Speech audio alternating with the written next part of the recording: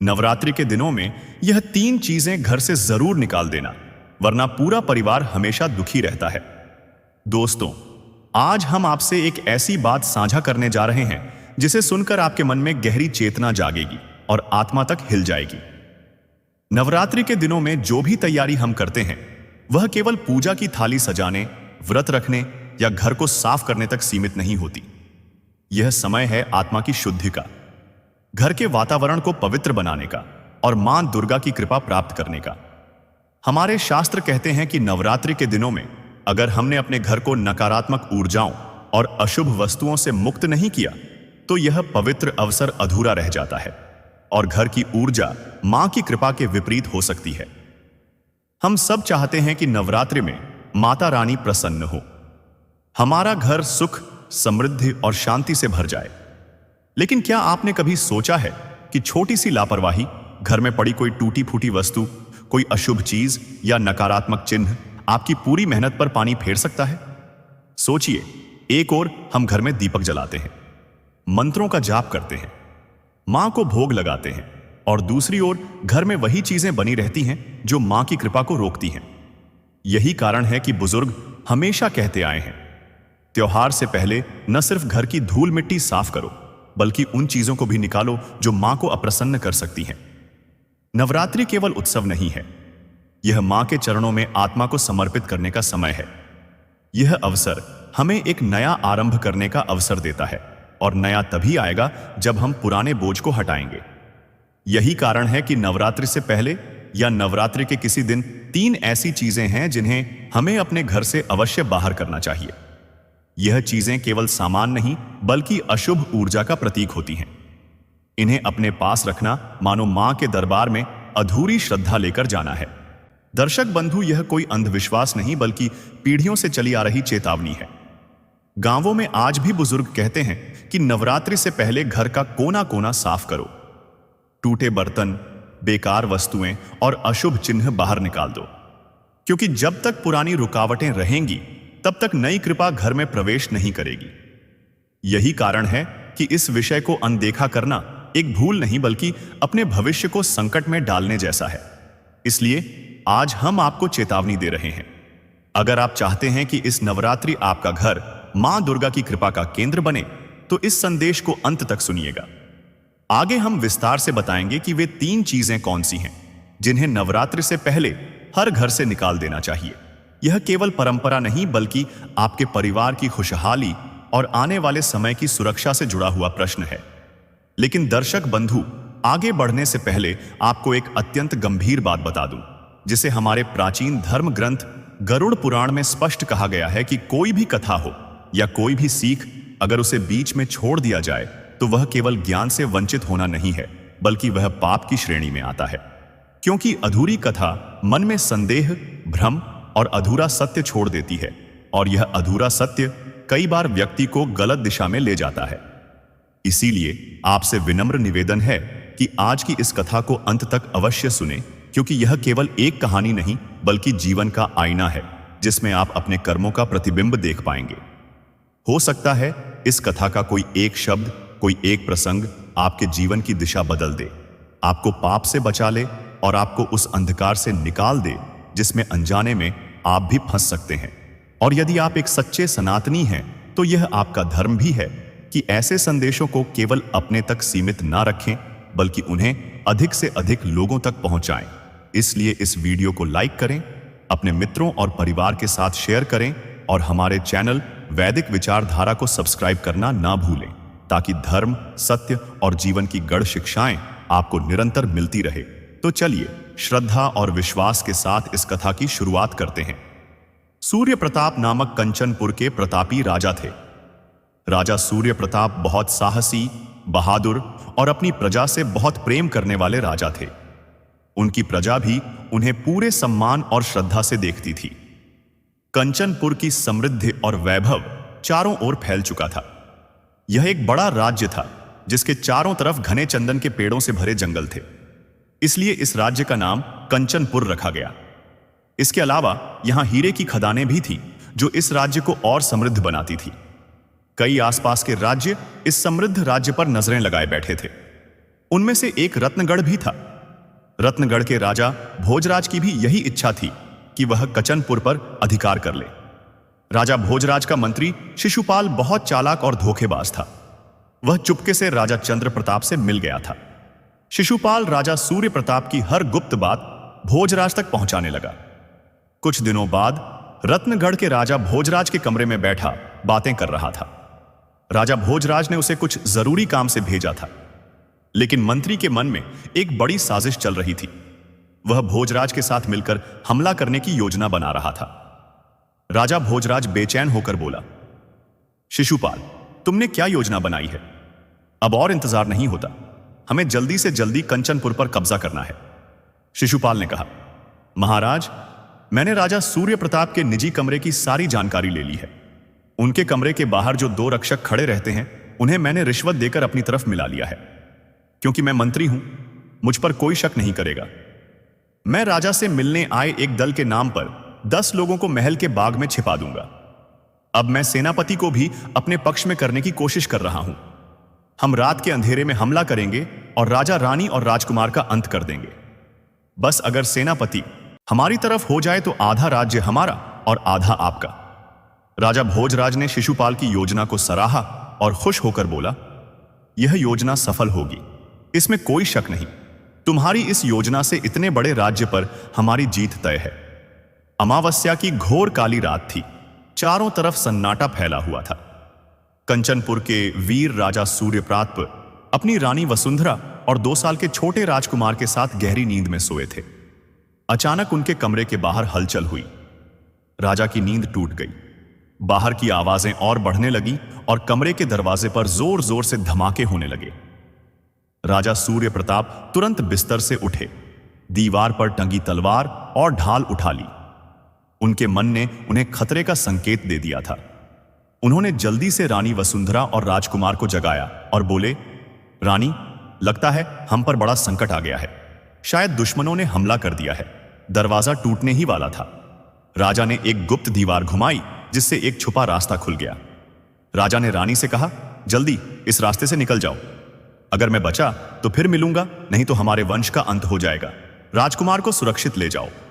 रानी वसुंधरा राजा को छोड़कर जाना नहीं चाहती थी, लेकिन राजा सूर्य प्रताप ने उन्हें जबरदस्ती गुप्त रास्ते से बाहर भेज दिया और दीवार वापस अपनी जगह कर दी। तभी दरवाजा टूट गया और सैनिक अंदर घुस आए। राजा सूर्य प्रताप ने पीछे खड़े मंत्री को देखा और समझ गए कि यही गद्दार है। राजा गरजे, अब समझा तू ही विश्वासघाती है मंत्री।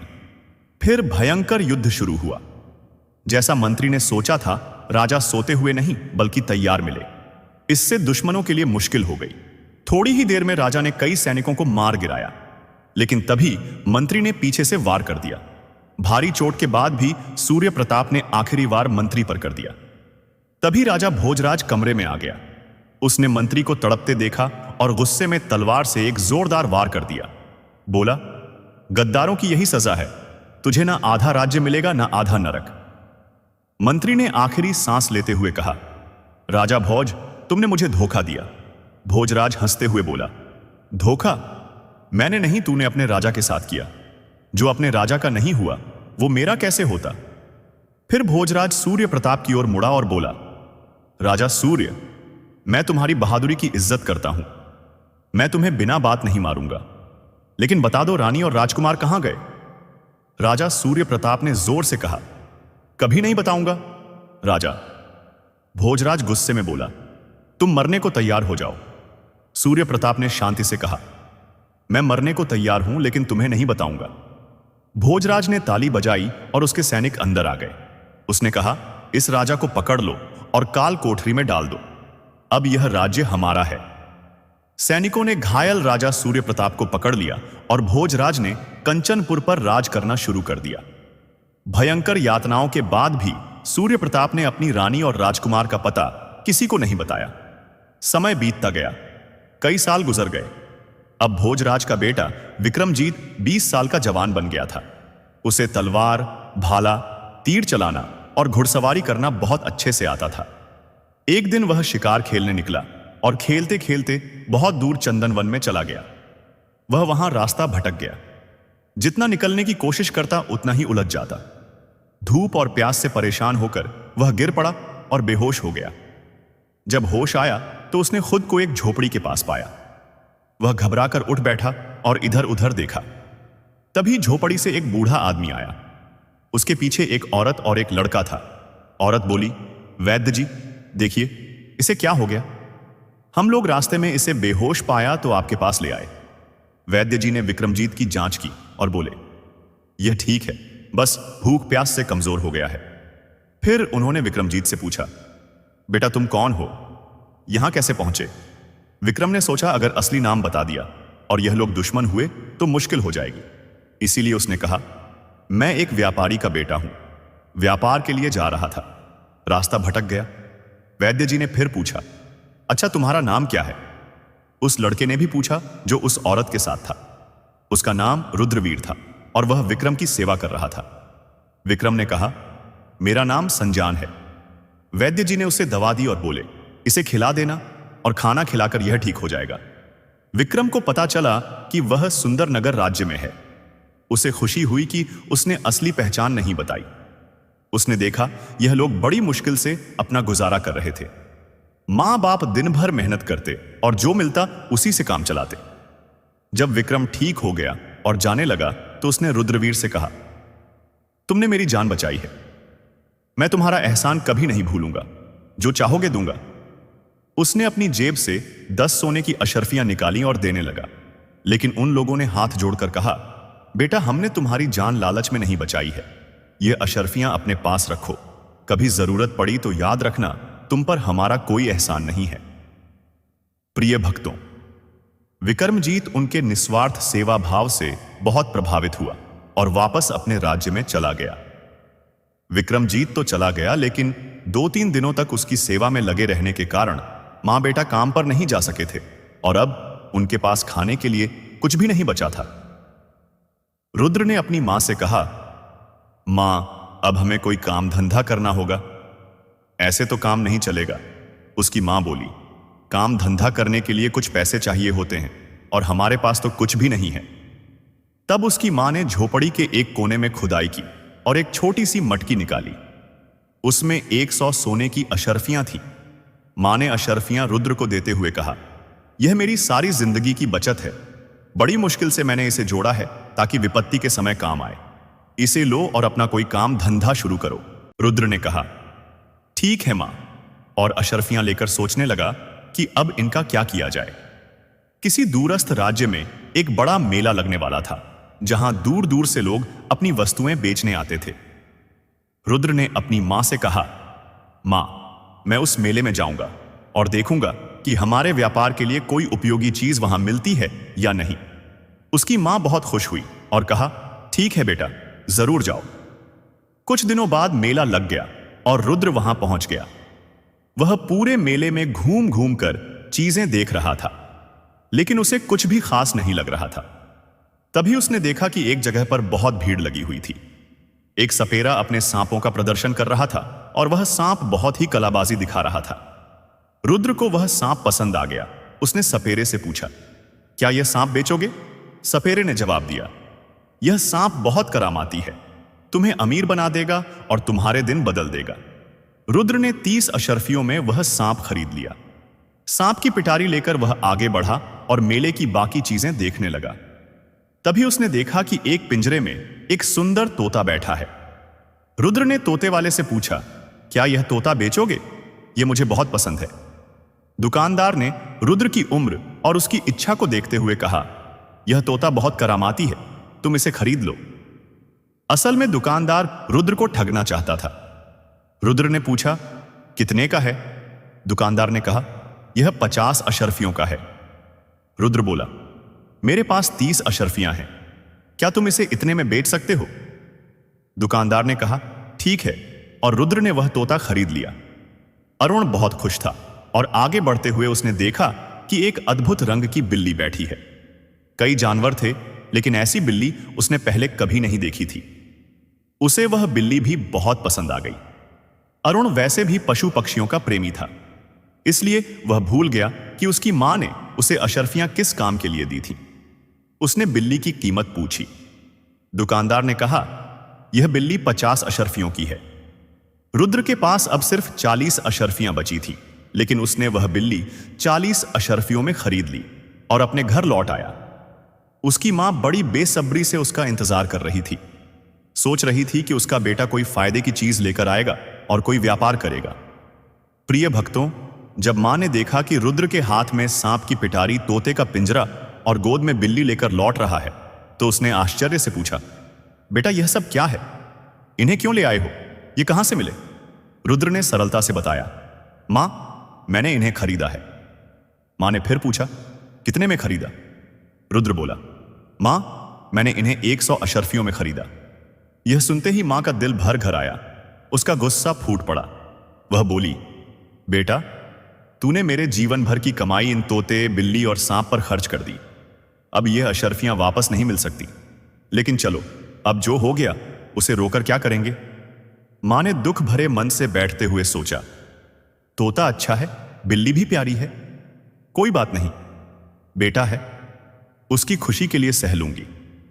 पर जैसे ही मां की नजर सांप पर गई, उसका गुस्सा फिर भड़क उठा। वह बोली, इस सांप को अभी छोड़कर आओ, यह घर में नहीं रहेगा। रुद्र बोला, ठीक है मां, मैं इसे छोड़ आता हूं, लेकिन तोता और बिल्ली रहेंगे। मां ने सिर हिलाया, हां, इन्हें रख सकते हो। अरुण सांप की पिटारी लेकर जंगल की ओर चल पड़ा। घने जंगल में पहुंचकर उसने पिटारी खोली और सांप को जमीन पर छोड़ दिया। रुद्र बोला, मित्र, तुम्हारा और मेरा सफर यहीं तक था। मैं मजबूर हूं, तुम्हें छोड़ना नहीं चाहता था, लेकिन मां को भी दुखी नहीं कर सकता। अचानक रुद्र चौंक गया जब उसने सुना कि कोई बोला, मित्र, जब तुम मुझे छोड़ रहे हो तो कृपया मुझे मेरे देश तक छोड़ दो, ताकि मैं अपने घर पहुंच सकूं, क्योंकि मैं खुद वहां नहीं जा सकता। रुद्र ने इधर उधर देखा और चकित होकर पूछा, यह कौन बोल रहा है? क्या सांप भी बोल सकता है? सांप बोला, मत डरो दोस्त, मैं कोई साधारण सांप नहीं हूं। मैं सांपों के राजा नागराज का बेटा नागेश हूं। मुझे ऋषि का श्राप मिला हुआ है, इसलिए मैं अपने घर नहीं लौट सकता। रुद्र की जिज्ञासा बढ़ गई। उसने पूछा, कैसा श्राप? सांप बोला, मैं नागलोक का राजकुमार हूं। एक बार मैं अपने साथियों के साथ पृथ्वीलोक में खेलते हुए आ गया।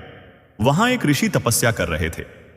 हमने शरारत में उनके आसपास की चीजें उलट पलट दी। ऋषि जी की आंख खुली और वे गुस्से में मुझे श्राप दे बैठे, जा, अब तू जमीन पर रेंग और साधारण सांप की तरह दूसरों का मनोरंजन कर। जब मैं रोया तो उन्होंने कहा, तू तमाशा दिखाएगा, फिर एक मनुष्य तुझे खरीदेगा, वही तुझे मुक्त करेगा और तू अपनी शक्तियों से उसकी मदद करेगा।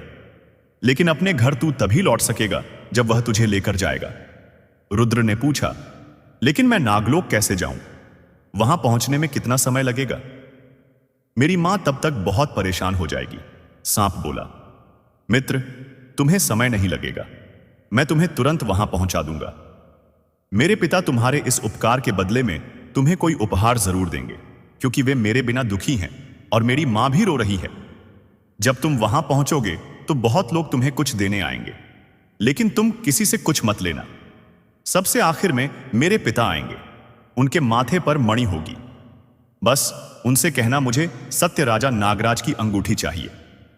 अंगूठी लेकर लौट आना। प्रिय भक्तों, फिर सांप ने रुद्र से कहा, अब तुम अपनी आंखें बंद कर लो और मेरी पीठ पर बैठ जाओ। रुद्र हंसते हुए बोला, मैं तुम्हारी पीठ पर कैसे बैठ सकता हूं? मगर सांप ने मुस्कुराकर कहा, देखते जाओ। रुद्र ने देखा कि सांप का आकार धीरे धीरे बड़ा होने लगा, इतना बड़ा कि उस पर रुद्र तो क्या, कई लोग बैठ सकते थे। रुद्र उसकी पीठ पर बैठ गया। सांप ने कहा, दोस्त, अपनी आंखें बंद कर लो, मैं इतनी तेजी से जाऊंगा कि तुम्हें चक्कर आने लगेंगे। सच में सांप इतनी तेज चल रहा था जैसे हवा में उड़ रहा हो। उसने कहा, मुझे कसकर पकड़कर रखना। हवा की रफ्तार से वे घूमते जा रहे थे। फिर सांप ने कहा, अब आंखें खोलो दोस्त। रुद्र ने आंखें खोली और उसकी आंखें चमक उठी, क्योंकि वे नागोक के राजा नागराज के महल के द्वार पर खड़े थे। रुद्र ने ऐसा सुंदर भव्य महल पहले कभी नहीं देखा था। जैसे ही रुद्र ने सांप की ओर देखा, वह विशालकाय सांप धीरे धीरे एक सुंदर राजकुमार में बदल गया। महल के पहरेदार ने तुरंत अंदर जाकर राजा को खबर दी। महल में हलचल मच गई और कई लोग बाहर आकर रुद्र को धन्यवाद देने लगे। वे बोले, तुमने हमारे राजकुमार को यहां लाकर बहुत बड़ा उपकार किया है। बताओ, हम तुम्हारे लिए क्या कर सकते हैं? जो भी तुम चाहो हम तुम्हें देंगे। लेकिन अरुण ने विनम्रता से कहा, मुझे कुछ नहीं चाहिए। अंत में एक दिव्य पुरुष आया जिनके माथे पर अद्भुत मणि चमक रही थी। वे थे नागराज। उन्होंने गंभीर स्वर में कहा, युवक, तुमने मुझ पर बड़ा एहसान किया है। मेरे बेटे को लौटाकर तुमने हमें नया जीवन दे दिया। बताओ, तुम्हें क्या चाहिए? मैं भी तुम्हें कुछ देना चाहता हूं। रुद्र ने हाथ जोड़कर कहा, अगर आप मुझे कुछ देना ही चाहते हैं तो मुझे सत्य राजा नागराज की अंगूठी चाहिए। नागराज मुस्कुराकर बोले, ठीक है बेटा, यह लो। और अपनी उंगली से अंगूठी निकालकर रुद्र को दे दी। फिर बोले, इस अंगूठी को अच्छे से धोकर मन ही मन कहना, सत्य राजा नागराज, मेरी इच्छा पूरी कर दो। तुम्हारी जो भी जरूरत होगी इसी तरह पूरी होगी। राजकुमार नागेश ने अपने पिता से कहा, पिताजी, रुद्र को वापस भेजना भी जरूरी है। इस पर नागराज बोले, हां बेटा, यह बात तो मेरी याद से निकल गई थी। तभी उन्होंने एक उड़न खटोला मंगवाया और सारंग को दिया। राजा ने कहा, बेटा, इसमें बैठ जाओ और जहां जाना हो उस जगह का नाम ले लो। यह तुम्हें वहां पहुंचाकर खुद गायब हो जाएगा। जब भी जरूरत हो इसे याद कर लेना। आज से यह तुम्हारा है। रुद्र उस खटोले में बैठ गया और घर लौटने की इच्छा जताई। उसने उड़न खटोले से कहा और खटोला उड़ चला। इस बार उसकी आंखें खुली हुई थीं और वह हर नया दृश्य देख रहा था जो उसके सामने से गुजर रहा था। सुंदर जंगल, ऊंचे पर्वत, बहती नदियां और चमकते नगर। तभी खटोला एक नगर के ऊपर से गुजरा जहां चारों ओर रोशनी और उत्सव का माहौल था। रुद्र को लगा कि वहां कोई भव्य आयोजन हो रहा है। उसने उड़न खटोले से कहा, मुझे यहां उतार दो। मैं देखना चाहता हूं कि यहां क्या हो रहा है। फिर मुझे मेरे घर पहुंचा देना। उड़न खटोला उसे नगर में उतारकर अदृश्य हो गया। प्रिय भक्तों, रुद्र ने जब चारों ओर की अद्भुत सजावट देखी तो उसका मन आश्चर्य से भर गया। उसे लगा जैसे पूरा नगर किसी बड़े उत्सव के लिए सजा हो। रुद्र ने वहां घूमते हुए एक व्यक्ति से विनम्रता से पूछा, भैया, यह कौन सा नगर है और यहां यह इतनी सुंदर सजावट क्यों हो रही है? उस व्यक्ति ने मुस्कुराकर जवाब दिया, यह रूपनगर है और यहां की राजकुमारी का सुलेखा है। यह सब सजावट राजकुमारी के स्वयंवर के लिए की गई है। दूर दूर से लोग आए हैं, राजा और राजकुमार भी। रुद्र ने उत्सुक होकर पूछा, भैया, इस स्वयंवर में ऐसा क्या खास है? उस व्यक्ति ने बताया, यह विवाह किसी राजा या राजकुमार से नहीं हो रहा, बल्कि एक कठिन शर्त पर हो रहा है। जो भी व्यक्ति राजा की शर्त पूरी करेगा वही राजकुमारी के गले में वरमाला पहन सकेगा। रुद्र ने जिज्ञासु होकर पूछा, कौन सी शर्त है? व्यक्ति ने बताया, राजा ने शर्त रखी है कि जो भी एक ही रात में एक सुंदर महल, एक सुंदर उपवन और एक सुंदर सरोवर बनाएगा जिसमें सफेद हंसों का जोड़ा तैरता हो, उसी से वे अपनी बेटी का विवाह करेंगे। अब तक कोई भी इस शर्त को पूरा नहीं कर सका है। कुछ लोग महल बना लेते हैं पर उपवन और सरोवर नहीं बन पाते। किसी का सरोवर बन जाता है तो महल और उपवन अधूरे रह जाते हैं। यह शर्त तो लगभग असंभव लगती है। रुद्र ने विनम्रता से कहा, भैया, मैं भी इसमें भाग लेना चाहता हूं। उसकी बात सुनकर वहां मौजूद लोग हंसने लगे। एक व्यक्ति ने मजाक में कहा, देखो, यह तो बिल्कुल पागल है। इतने बड़े बड़े लोग कुछ नहीं कर पाए और यह अकेला क्या कर लेगा? लेकिन रुद्र पर किसी की हंसी या मजाक का कोई असर नहीं हुआ। उसका मन दृढ़ था। वह शर्त में भाग लेने के लिए तैयार हो गया। हर दिन नियत समय पर मंच सजाया जाता था जहां राजकुमारी अपनी सखियों के साथ वरमाला लेकर आती थी। उस दिन भी कोई प्रतियोगी सफल नहीं हो सका और राजकुमारी उदास होकर लौट गई। रुद्र ने पास बैठे एक व्यक्ति से धीरे से पूछा, भैया, इस शर्त का क्या रहस्य है? राजा ने इतनी कठिन शर्त क्यों रखी है? उस व्यक्ति ने गंभीर होकर कहा, बेटा, इसकी भी एक कहानी है। यह राजकुमारी कोई साधारण राजकुमारी नहीं है। यह कहानी एक गंधर्व राज की पुत्री की है जिसने इस धरती पर जन्म लिया था। राजा चित्रकेतु को स्वप्न में खुद गंधर्व राज ने बताया था कि उनकी बेटी ने एक भूल की थी जिसकी सजा के तौर पर उसे गंधर्व लोक से बाहर कर दिया गया था। इसी कारण वह इस धरती पर एक मानव रूप में राजा चित्रकेतु के यहां जन्मी थी। प्रिय भक्तों, इसलिए राजकुमारी का स्वरूप साधारण मनुष्यों जैसा नहीं है। उसके बाल सोने जैसे चमकते हैं, उसकी आंखें नीली और चमकदार हैं और उसके वस्त्र ऐसे लगते हैं जैसे इस धरती के नहीं किसी और ही लोक के हों। उसके कपड़े हमेशा नए रंगों में बदलते रहते हैं और कभी पुराने नहीं होते। वह कोई साधारण मानव नहीं बल्कि एक दिव्य आत्मा है। इसलिए उसके लिए कोई साधारण व्यक्ति नहीं बल्कि एक अद्वितीय प्रतिभा वाला व्यक्ति ही योग्य होगा।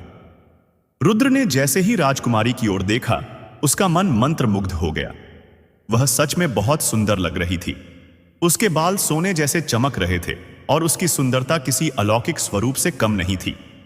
राजकुमारी मंच पर कुछ देर रुकी, लेकिन उस दिन भी कोई प्रतियोगी शर्त पूरी नहीं कर सका और वह धीरे धीरे उदास होकर वापस लौट गई। अब बस 2 ही प्रतियोगिता बची थी। उसके बाद स्वयंवर समाप्त होने वाला था। रुद्र चारों ओर घूम घूम कर यह सब देख रहा था और मन ही मन मुस्कुरा रहा था कि लोग कैसे ऐसे असंभव कार्य में जुटे हुए हैं। आखिर रात के अंतिम पहर में उसने पानी लेकर उस दिव्य अंगूठी को धोया और श्रद्धा से कहा, सत्य राजा नागराज की अंगूठी की जय हो। अंगूठी मेरे लिए एक अद्भुत महल, फूलों का उपवन और एक सुंदर सरोवर बना दे, जिसमें सफेद हंसों का जोड़ा तैरता हो। यह सब इस धरती पर सबसे अद्भुत और सुंदर हो। जैसे ही उसने यह कहा, एक गगनचुंबी महल बनकर तैयार हो गया, जो तरह तरह के रत्नों से जड़ा हुआ था और चारों ओर अद्भुत चमक फैला रहा था। महल की ऊंची मीनारें आकाश को छू रही थीं और उसका बगीचा दुर्लभ फूलों से खिला हुआ था, जिनकी खुशबू पूरे वातावरण में फैल रही थी। उस पर उड़ती रंग बिरंगी तितलियां और मधुर स्वर में गाते पक्षी उस उपवन को स्वर्ग जैसा बना रहे थे। संगमरमर की सुंदर मूर्तियों वाले फव्वारे और हरे भरे वृक्षों पर लिपटी लताएं उस उपवन की शोभा बढ़ा रही थीं। वहीं पास में एक सुंदर सरोवर भी था, जिसके किनारे सुंदर पेड़ खड़े थे। उस सरोवर में सफेद हंसों का जोड़ा तैर रहा था। जिसने भी यह दृश्य देखा, उसकी आंखों को विश्वास नहीं हुआ कि यह सब इस धरती पर संभव हो सकता है। जब लोगों को पता चला कि यह सब रुद्र ने रचाया है, तो वे चकित रह गए। सब उसे घेर कर पूछने लगे, भाई क्या तू कोई जादूगर है? जो लोग पहले उसकी हंसी उड़ा रहे थे, वे अब हैरान होकर पूछ रहे थे, भाई तू कौन है? लेकिन रुद्र बस मुस्कुरा रहा था, कुछ कह नहीं पा रहा था। सभी ने उसे चमत्कारी माना, क्योंकि ऐसे लोग अक्सर अपनी पहचान छुपाकर रखते हैं। जब यह समाचार राजा चित्रकेतु तक पहुंचा, तो वे खुशी से झूम उठे। राजमहल में भी यह खबर पहुंच गई और राजकुमारी सुलेखा बहुत प्रसन्न हो गई। अब उसके स्वयंवर और जयमाला के भव्य आयोजन की तैयारी होने लगी। आज सभा स्थल की सजावट अत्यंत अद्भुत थी। विभिन्न वाद्य यंत्र बज रहे थे, नृत्य और गायन का आयोजन हो रहा था। राजकुमारी धीरे धीरे चलती हुई मंच पर आ रही थी। उसके पीछे पीछे उसकी सखियां फूलों की थाल लेकर चली आ रही थीं। पुष्प वर्षा के बीच राजकुमारी मंच पर आई और उसने सामने खड़े हुए रुद्र को देखा। रुद्र अब बहुमूल्य वस्त्रों में सजा हुआ था और उसकी सुंदरता देखकर सभी लोग उसकी प्रशंसा करने लगे। राजकुमारी सुलेखा ने रुद्र के गले में वरमाला डाल दी और उनके विवाह का आयोजन बड़ी धूमधाम से संपन्न हुआ। प्रिय भक्तों, राजा चित्रकेतु की एकमात्र संतान उनकी पुत्री राजकुमारी सुलेखा थी। राजा ने रुद्र को अपने साम्राज्य का उत्तराधिकारी घोषित कर उसका राज तिलक कर दिया। अब रुद्र राजा बन चुका था। रुद्र ने अपने उड़न खटोले में बैठकर कहा, मुझे मेरे घर ले चलो, जहां मेरी मां मेरी राह देख रही है। उड़न खटोला रुद्र को लेकर उसके राज्य माधव नगर पहुंचा और वहीं उतार दिया। उसकी मां का बुरा हाल था। वह रो रो कर बेहाल हो गई थी। वह सोच रही थी कि उसके बेटे का क्या हुआ होगा, जो सांप को छोड़ने गया था और फिर लौट कर नहीं आया। कहीं सांप ने उसे काट तो नहीं लिया। जैसे ही रुद्र राजसी वस्त्रों में खटोले से नीचे उतरा, उसकी मां ने उसे देखा तो एक पल के लिए पहचान ही नहीं पाई। रुद्र दौड़ता हुआ अपनी मां के चरणों में गिर पड़ा और बोला, मां, मैं तुम्हें लेने आया हूं। मां ने उसे अपने आलिंगन में भर लिया। उसका सिर चूमते हुए बोली, बेटा, तू कहां चला गया था? मैं तो तेरे लिए बहुत परेशान हो गई थी। रुद्र ने मां को सारी कथा सुनाई और बोला, चलो मां, अब अपने महल में चलते हैं। मां और बेटा उड़न खटोले में बैठ गए। मां ने अपनी प्यारी बिल्ली और तोते का पिंजरा भी साथ रख लिया। मां ने इतने दिनों तक बिल्ली की सेवा की थी और तोता भी खुशी खुशी अपनी मीठी बोली में उससे बातें कर रहा था। उड़न खटोला सबको लेकर रूपनगर पहुंचा और वहां उतार दिया। फिर वह अदृश्य हो गया। सब लोग वहां आनंद पूर्वक रहने लगे, पर रानी का मन अपने पुराने धर्मनगर की स्मृतियों में उलझा रहता था। रुद्र ने कई बार पूछा, मां, तुम्हें क्या याद आता है? मां ने कुछ नहीं बताया। उसे मालूम था कि महल के सरोवर के पास की नदी दूर दूर तक नगरों और निर्जन वनों को पार करती जाती है, जहां उसकी पुरानी सखियां और गंधर्व रहते थे। वे अक्सर नदी में स्नान करने आती और सुलेखा उन्हें याद कर करके उदास हो जाती। उसकी सखियां उसकी सुंदरता की, खासकर उसके सोने जैसे चमकते केशों की बहुत प्रशंसा करती थीं। जब वह सरोवर में अपनी दासियों संग स्नान करती और उसके बाल टूट जाते तो वह उन्हें कमल के फूलों की पत्तियों में लपेटकर नदी में बहा देती। यह सोचकर कि शायद वे पत्तियां उसकी सखियों तक पहुंच जाएं और उन्हें उसकी याद दिला दें, सुलेखा जानती थी कि जादुई सरोवर के दुर्लभ कमलों में लिपटे हुए बाल कभी नष्ट नहीं हो सकते। एक दिन स्नान करते हुए उसके कुछ केश टूट गए। उसने उन्हें पत्तियों में लपेटा और नदी की धारा में छोड़ दिया। नदी बहती गई। नगरों, गांवों और वनों को पार करती हुई वे पत्तियां कंचनपुर के राजकुमार विक्रम तक पहुंची, जो उस समय जंगल में शिकार करने आया था। प्यास से व्याकुल होकर राजकुमार नदी पर पानी पीने गया। जब उसने अंजुली भरकर जल पिया और खड़ा हुआ तो उसकी दृष्टि उन बहती पत्तियों पर पड़ी। उसने उन्हें उठाया, खोला तो चमकते हुए सोने के केश देखकर चकित रह गया। भला यह किसके बाल हो सकते थे? लेकिन उन बालों में ऐसी दिव्य आभा थी कि राजकुमार जितना सोचता उतना ही उनके मोह में बंधता जाता। धीरे धीरे उसके हृदय में एक नई कल्पना जन्म लेने लगी। बालों के स्वामी या स्वामिनी की छवि उसके मन में बस गई। जब वह घर लौटा तो उसके हृदय में एक अनजानी विरह व्यथा उठने लगी, जैसे कोई दिव्य शक्ति उसे पुकार रही हो, उसे अपनी ओर खींच रही हो। वह दिन रात उसी लड़की की कल्पना में खोया रहता जिसकी झलक उसे उस एक अद्भुत बाल के माध्यम से मिली थी। वह स्वर्ण जैसे चमकते बाल उसने खुद को एकांत में समेट लिया।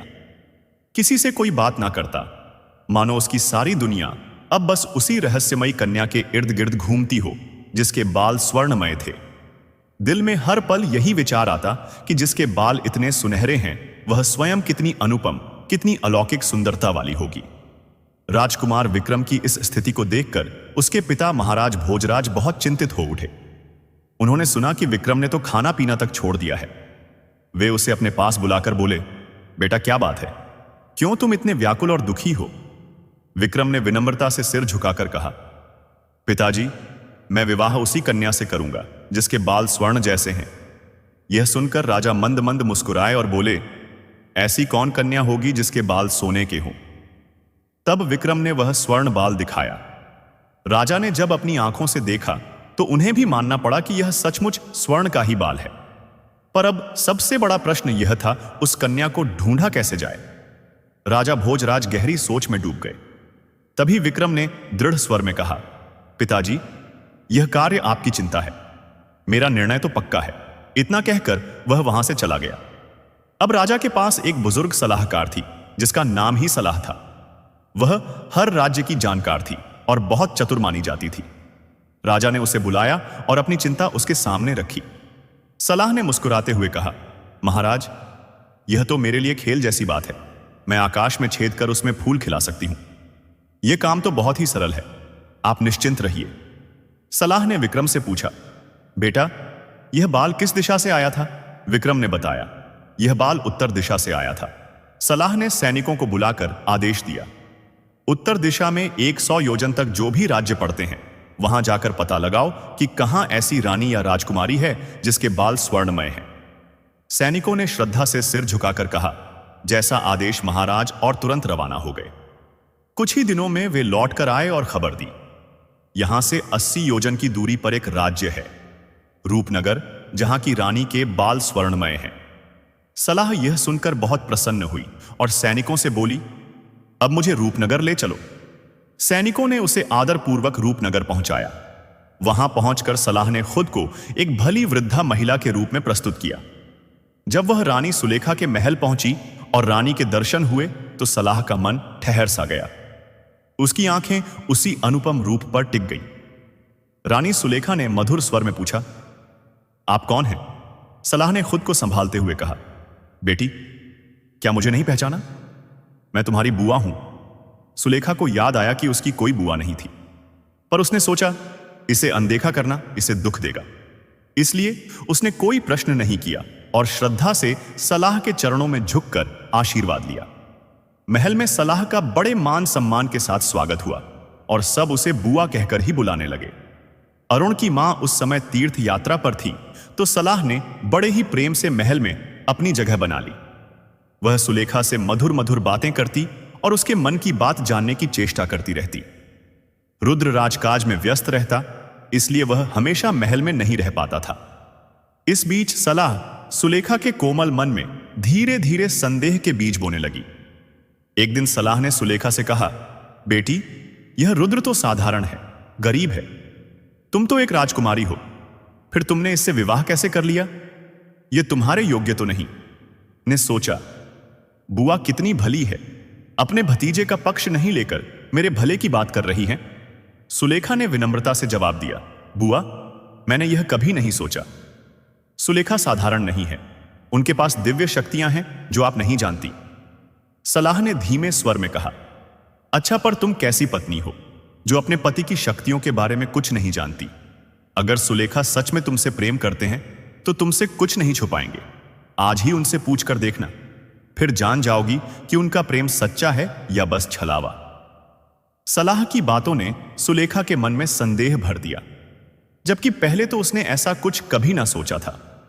अब वह व्याकुल हो उठी अपने स्वामी की परीक्षा लेने को। क्या सच में रुद्र का प्रेम सच्चा है या केवल दिखावा? एक दिन अवसर सुलेखा ने रुद्र से धीरे से पूछा, स्वामी, आप मुझसे कितना प्रेम करते हैं? रुद्र ने थोड़ी मुस्कान के साथ और आश्चर्य से कहा, सुलेखा, यह कोई पूछने की बात है? मैं तुमसे अत्यंत प्रेम करता हूं। इस पर सुलेखा ने कहा, तो फिर स्वामी, आपने मुझसे यह क्यों छुपाया कि आपने रातों रात महल, सरोवर और बाग कैसे बना लिए? रुद्र ने हंसते हुए कहा, अरे, तुमने कभी पूछा ही नहीं और मुझे याद नहीं रहा बताने को। इसमें कौन सी बड़ी बात है? मेरे पास एक चमत्कारी अंगूठी है जिससे जो भी मांगो मिल जाता है। यह सुनकर सुलेखा का हृदय प्रसन्नता से भर गया।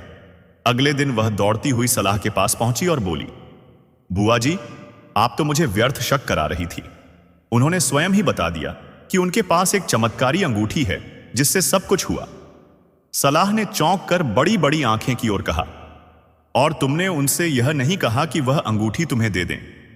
सुलेखा हंसकर बोली, मैं अंगूठी का क्या करूंगी? जैसे उनके पास है वैसे ही मेरे पास है। सलाह ने समझाते हुए कहा, अरे नहीं बेटी, बड़ा अंतर है।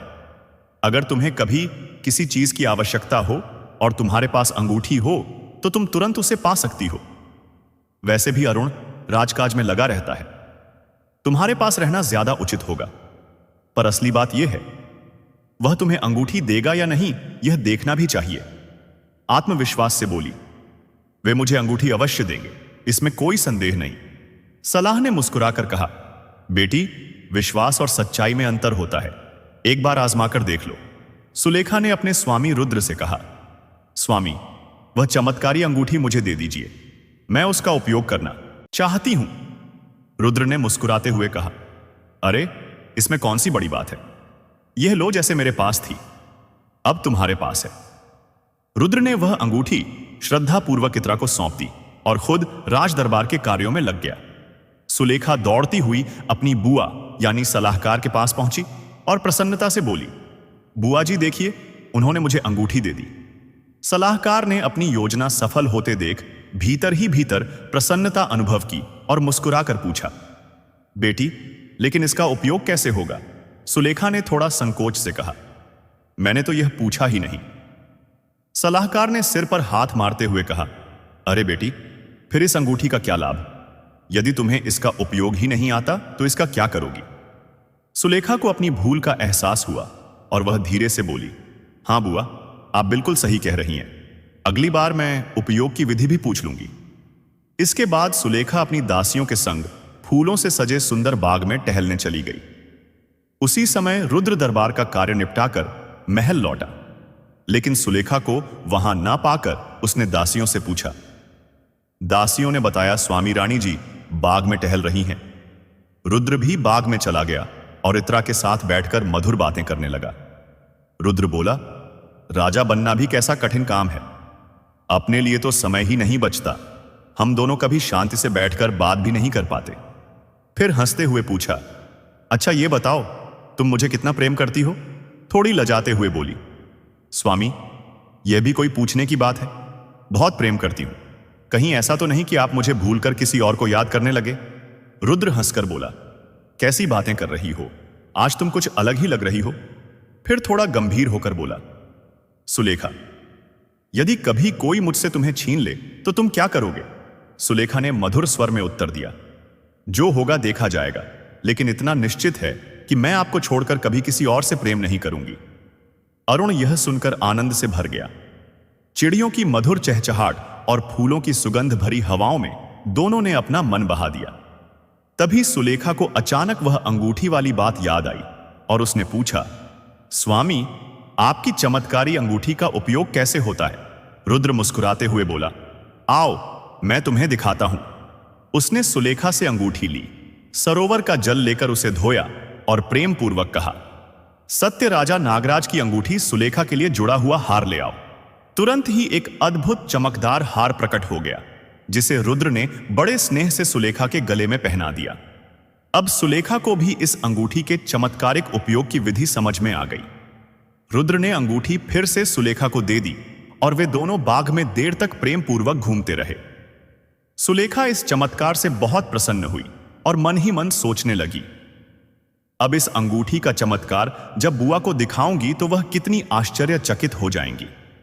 सुलेखा ने अगले दिन अपनी भोली सरलता में सलाहकार से मिलकर सरोवर के किनारे जाकर उस चमत्कारी अंगूठी का सारा रहस्य बता दिया। सलाह खान ने भोली बनते हुए मधुर स्वर में कहा, क्या सच में ऐसा हो सकता है बेटी? सुलेखा ने विश्वास से कहा, क्यों नहीं हो सकता बुआ? अगर लाभ दिखाना हो तो इसे बस धोकर देख लो। सलाह खान के कहने पर सुलेखा ने वह अंगूठी उसकी हथेली में दे दी।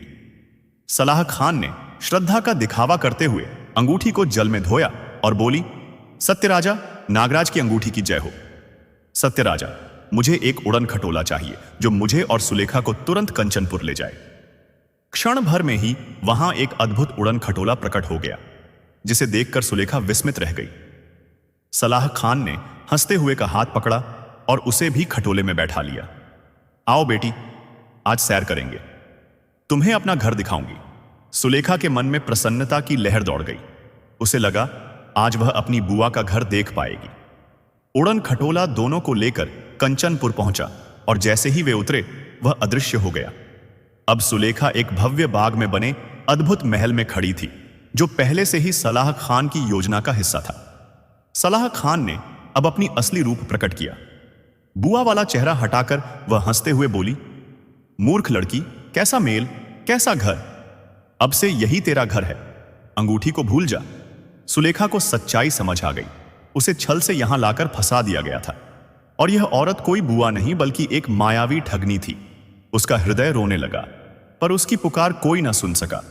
उधर सलाह खान दौड़ती हुई राजा के दरबार में पहुंची और बोली, महाराज, मैंने आपका कार्य पूरा कर दिया है। सोने के बालों वाली रानी को मैं यहां ले आई हूं। अब जल्दी से राजकुमार विक्रम को बुलवाइए ताकि आगे की योजना बता सकूं। राजा ने तुरंत विक्रम को बुलाया। सलाह खान ने उसे अंगूठी सौंप दी और विनम्रता से उसका रहस्य और उपयोग समझाया। इसे हमेशा अपने पास रखना, तभी इसकी शक्ति तुम्हारे साथ रहेगी। विक्रम ने अंगूठी अपने पास रख ली और उसके उपयोग को समझकर अपनी योजना के लिए तैयार हो गया। उधर सुलेखा को अब सलाह खान के सारे छल और कपट का भेद खुल चुका था। वह अपनी भोली भूल पर पछता रही थी और उस दिन को कोस रही थी जब उसने बिना सोचे समझे उस मायावी औरत पर विश्वास कर लिया था। अब उसे अपने माता पिता राजा चित्रकेतु और रानी लेखामती की याद बुरी तरह सताने लगी, जो इस समय तीर्थ यात्रा पर गए हुए थे। उसका मन चिंता से भर गया। जब वे लौटेंगे तो उन्हें यह जानकर कितना बड़ा आघात लगेगा। कोई मार्ग नहीं सूझ रहा था जिससे वह अपने माता पिता तक संदेश पहुंचा सके। उसका मन बस एक ही बात पर अटका था, किसी भी तरह से वह उस अंगूठी को वापस पाए और अपने देश लौटे। अगले दिन विक्रम स्वयं उससे मिलने आया और उसे विवाह का प्रस्ताव दिया। ने कोमल मुस्कान के साथ कहा, स्वामी, मैं आपसे विवाह अवश्य करूंगी। आप इतने सुंदर राजकुमार हैं, भला कौन मना कर सकता है। और आप तो इस वैभवशाली नगर के युवराज भी हैं। पर मेरी एक विनती है, राजकुमार ने बड़े उत्सुक होकर पूछा। बोलो बेटी, क्या शर्त है? सुलेखा ने धीरे से उत्तर दिया। स्वामी, मेरे पास एक बोलने वाला तोता और एक बोलने वाली बिल्ली थी। वे मेरे सबसे प्रिय साथी थे। मैं उनसे बातें करती थी, हंसी मजाक करती थी। जब से मैं यहां आई हूं, मुझे उनके बिना कुछ भी अच्छा नहीं लग रहा। आप मुझे वे दोनों ढूंढ कर ला दीजिए, तभी मैं आपसे विवाह करूंगी। नहीं तो मैं इस सरोवर में कूदकर अपने प्राण त्याग दूंगी। राजकुमार का चेहरा घबरा गया। वह बोला, हे देवी, ऐसा मत करना। मैं तुम्हारी शर्तें मानता हूं। सुलेखा ने मन ही मन चैन की सांस ली, क्योंकि अब कुछ समय के लिए वह संकट से बच गई थी। राजकुमार ने सोचा, जब सलाह खान सुलेखा को यहां ला सकती है, तो वह उस बोलने वाले तोते और बिल्ली को भी ढूंढ सकती है। आखिर अंगूठी भी तो उसके पास है, इसमें क्या कठिनाई होगी। लेकिन तभी सुलेखा ने ऐसी बात कह दी जिससे राजकुमार की सारी आशा पर पानी फिर गया। सुलेखा बोली, स्वामी, मेरे साथ बड़ा छल हुआ है।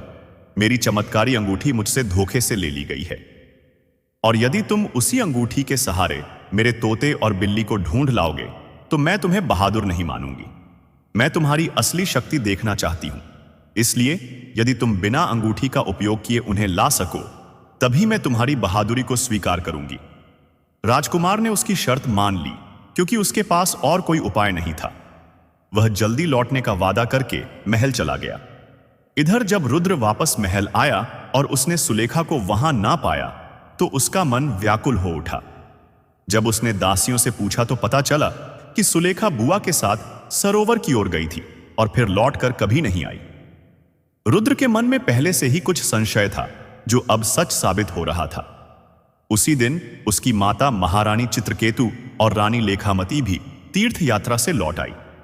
जब उन्होंने महल में पसरा सन्नाटा देखा तो दासियों से व्याकुल होकर पूछा, बेटियों, क्या हुआ? दासियों ने पूरी बात बताई कि कोई बुआ आई थी और वह सुलेखा का अपहरण करके ले गई। रुद्र की माता ने तब अपने पास रखे तोते और बिल्ली को बुलाया। वे दोनों बहुत चतुर जीव थे, हर बात की जानकारी रखते थे और सच्चे मार्गदर्शक थे। जब महारानी को पूरी सच्चाई झा हुई तो उन्होंने कहा, अब तुम दोनों की खोज में निकल जाओ और पता करो कि वह कहां है।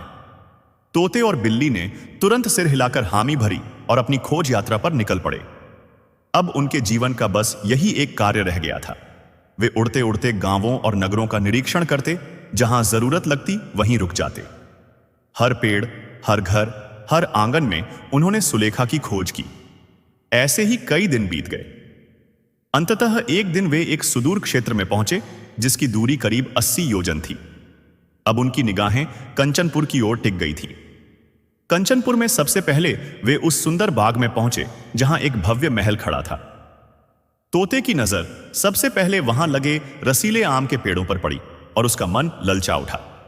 उसने तय किया कि पहले वहीं जाकर आम खाएगा। बिल्ली भी चुपचाप उसके पीछे चल दी। तोता पेड़ पर जा बैठा और बड़े चाव से मीठे आम खाने में जुट गया। इधर सुलेखा उस दिन बहुत उदास थी। वह महल के ऊपर वाले झरोखे पर आकर खड़ी हो गई और बाहर देखने लगी। तभी तोते ने इधर उधर नजर डाली और उसकी नजर अचानक झरोखे पर खड़ी सुलेखा पर पड़ी। वह खुशी से फड़फड़ाया, क्योंकि उसने अपनी स्वामिनी को तुरंत पहचान लिया। भी चौंक गई, क्योंकि उसने तोते की आवाज पहचान ली थी। बिल्ली भी पूरे महल में चुपचाप घूम घूम कर सब देख चुकी थी, बस झरोका ही बाकी था। जब वह झरोखे तक पहुंची तो उसने भी सुलेखा को देख लिया। तोते के मुंह से आम गिर पड़ा और वह खुशी से नाचने लगा। सुलेखा ने पुकारा तो वह झट से उड़कर उसके पास आ गया। बिल्ली ने तोते को देखा और आश्चर्य से पूछा, तू यहां कैसे पहुंचा? सुलेखा ने जैसे ही बिल्ली की जानी पहचानी आवाज सुनी, उसका हृदय खुशी से भर उठा। बिल्ली कूदकर उसकी गोद में चढ़ गई और तोता उसके कंधे पर आ बैठा। सुलेखा कभी बिल्ली को सहलाती, कभी तोते को। उसकी आंखों से खुशी के आंसू बह निकले। तीनों खुशी से बातें करने लगे। तोते और बिल्ली की खोज अब पूरी हो चुकी थी। बिल्ली ने सुलेखा को बताया, सब लोग तुम्हें लेकर बहुत चिंतित हैं, सब तुम्हारी राह देख रहे हैं। सुलेखा ने धीरे से कहा, मेरी चमत्कारी अंगूठी अब विक्रम के हाथों में चली गई है। वह बुआ असल में यहां की गुप्तचर निकली और उसने मुझसे धोखे से अंगूठी छीन ली। अब हमें मिलकर यह सोचना होगा कि अंगूठी कैसे वापस लाई जाए। तीनों ने मिलकर योजनाएं बनानी शुरू कर दी। बिल्ली चुपचाप विक्रम के महल तक पहुंच गई और उसका पीछा करने लगी। उसने देखा कि विक्रम दिन भर अंगूठी को अपने हाथ में पहने रखता है और रात को उसे अपने मुंह में रखकर सोता है। बिल्ली बहुत चालाक थी। उसने एक तरकीब सोची। रात में जब विक्रम गहरी नींद में था और अंगूठी उसके मुंह में रखी थी, बिल्ली पलंग के नीचे छिपकर इंतजार करने लगी।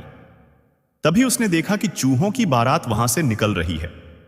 सामान्य बारातों में जहां दूल्हा सबसे आगे होता है, वहां चूहों की बारात में दूल्हा सबसे पीछे रखा जाता था ताकि कोई संकट आने पर उसे तुरंत बचाया जा सके। बिल्ली ने मौका ताड़ लिया। उसने चुपके से झपट्टा मारा और दूल्हे चूहे को अपने मुंह में पकड़ लिया। यह देख चूहों का राजा और रानी रोते हुए बिल्ली के आगे आए और बोले, हे देवी बिल्ली, यह हमारा इकलौता पुत्र है। हम उसका विवाह कराने का स्वप्न देख रहे थे। कृपा करके उसे छोड़ दो, बदले में तुम हमें खा सकती हो। बिल्ली ने कोमल स्वर में कहा, मुझे तुम्हें नहीं खाना है, बस मेरा एक काम कर दो, फिर मैं इसे छोड़ दूंगी। चूहों के राजा और रानी व्याकुल होकर बोले, बताओ देवी, कौन सा काम? हम तो अपनी जान भी दे सकते हैं, बस हमारे बेटे को छोड़ दो। बिल्ली ने मुस्कुराकर कहा, जान देने की जरूरत नहीं, बस इस राजकुमार की नाक में अपनी पूंछ डाल दो। चूहे बोले, अरे यह कौन सा बड़ा काम है? तुरंत ही चूहों के राजा और रानी ने अपनी पूरी सेना को आदेश दे दिया।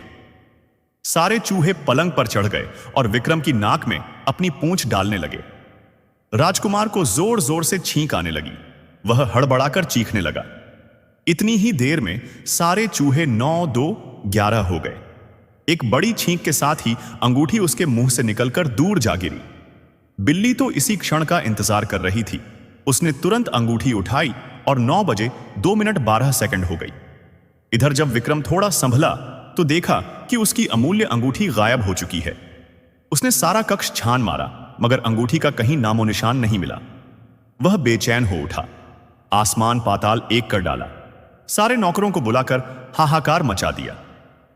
धीरे धीरे यह खबर पूरे महल में फैल गई कि राजकुमार की चमत्कारी अंगूठी खो गई है। यह खबर सलाह खान तक भी पहुंच गई। वह घबराकर बोली, यह तो बड़ी अनहोनी हो गई। जल्दी से सुलेखा के महल की ओर बढ़ो, वरना वह यहां से भाग निकलेगी। यह जरूर उसकी कोई चाल है। उधर सुलेखा के महल की ओर बिल्ली दौड़ती चली आ रही थी। तभी एक आदमी जो पशु पक्षियों का व्यापारी था, उसकी सुंदरता और अनोखे रूप को देख उसकी ओर लपका।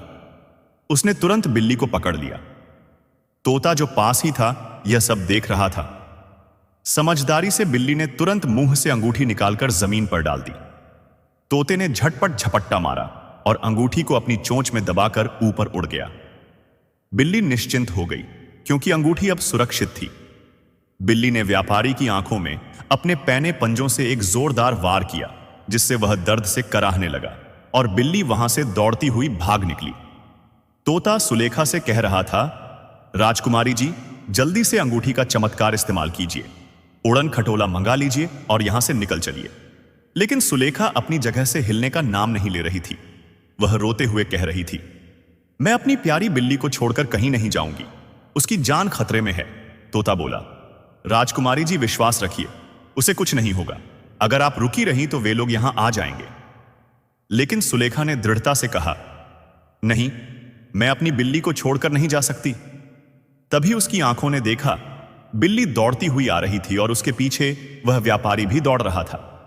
सुलेखा ने तुरंत अंगूठी उठाई और बोली, सत्य राजा नागराज की अंगूठी, मुझे जल्दी से उड़न खटोले में बिठाकर मेरे रूपनगर ले चलो।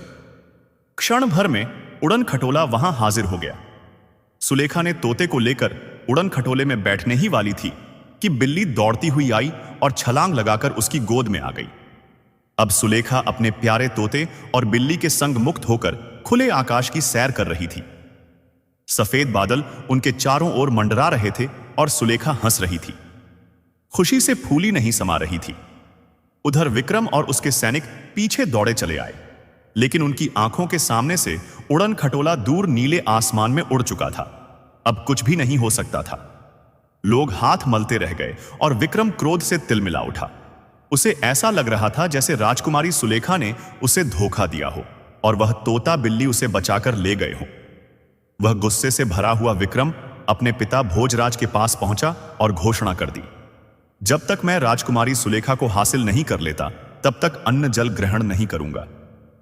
भोजराज, जो अब बड़ा शक्तिशाली राजा बन चुका था, गरजते हुए अपने सेनापति को आदेश देने लगा, रूपनगर पर चढ़ाई कर दो।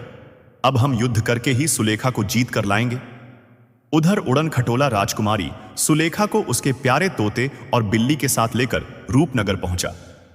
राजकुमारी सुलेखा जैसे ही अपने उपवन में उतरी, दौड़कर महल में पहुंची और अपने माता पिता से लिपटकर रोने लगी। माता पिता ने भगवान का धन्यवाद किया कि उनकी बेटी सकुशल लौट आई है। रुद्र की सारी चिंताएं भी समाप्त हो गईं। राजकुमारी सुलेखा ने रुद्र को उसकी चमत्कारी अंगूठी लौटाते हुए कहा, स्वामी, मैं उस दुष्ट सलाहकार के बहकावे में आकर आपसे अंगूठी मांग बैठी थी, जिसका फल मुझे भुगतना पड़ा। मुझे क्षमा कर दीजिए। रुद्र ने मुस्कुराते हुए कहा, यह तो उस दुष्ट के बहकावे का परिणाम था। इसे एक बुरे स्वप्न की तरह भूल जाओ। लेकिन जैसे ही कंचनपुर का नाम लिया गया, रुद्र की माता महारानी वसुंधरा क्रोध से भर उठी। उन्होंने गंभीर स्वर में कहा, आज वह समय आ गया है जब मैं तुम्हें सारा सत्य बताऊंगी। कंचनपुर का राजा भोजराज एक धोखेबाज और विश्वासघाती था। उसने हमारे मंत्री के साथ मिलकर रात के अंधेरे में हमला किया, जिसमें तुम्हारे पिता महाराज सूर्य प्रताप वीरता से लड़ते हुए घायल हो गए। मुझे एक गुप्त रास्ते से निकाल दिया गया और महाराज ने मुझसे वचन लिया कि मैं तुम्हारे वंश की रक्षा करूंगी। उनके अंतिम समय में मैं तुम्हें वहां से सुरक्षित निकाल पाई। मेरा नाम वसुंधरा है और मैं कंचनपुर की महारानी थी। तुम बेटा राजकुमार रुद्र हो। यह सुनकर सुलेखा और रानी लेखामती अत्यंत प्रसन्न हो गई। दोनों ने कहा, हैं तो पहले दिन से ही आभास था कि यह कोई साधारण युवक नहीं बल्कि राजकुमार है। इसके चेहरे पर राजसी तेज और प्रतिभा झलकती है। चित्रकेतु ने गहरी सांस लेकर कहा, भोजराज एक दुष्ट और कपटी व्यक्ति है।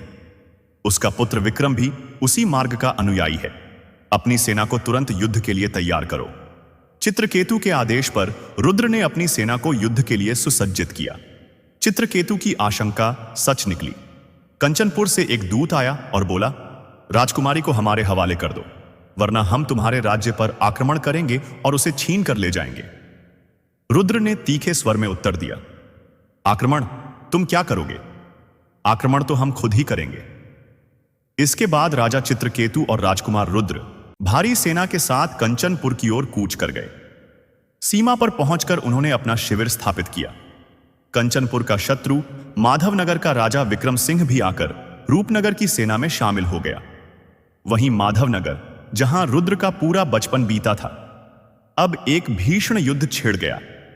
कई दिनों तक चले इस संग्राम में रूपनगर की सेना ने कंचनपुर की सेना को पराजित कर दिया।